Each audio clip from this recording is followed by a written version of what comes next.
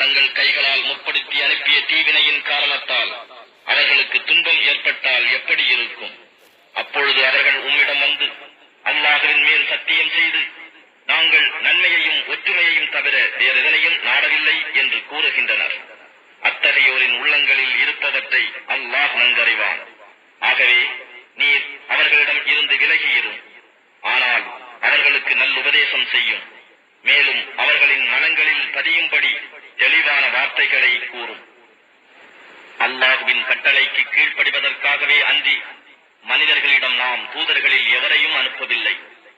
ஆகவே அம்மனிதர்களில் எவரும் தங்களுக்கு தாங்களே அநியாயம் செய்து கொண்டு உம்மிடம் வந்து அல்லாஹுவின் மன்னிப்பை கோரி அவர்களுக்காக அல்லாஹுவின் தூதராகிய நீரும் மன்னிப்பு கேட்டிருந்தால் அல்லாஹுவை மன்னிப்பவனாகவும் மிக்க கருணை உடையவனாகவும் அவர்கள் கண்டிருப்பார்கள். உம் இறைவன் மேல்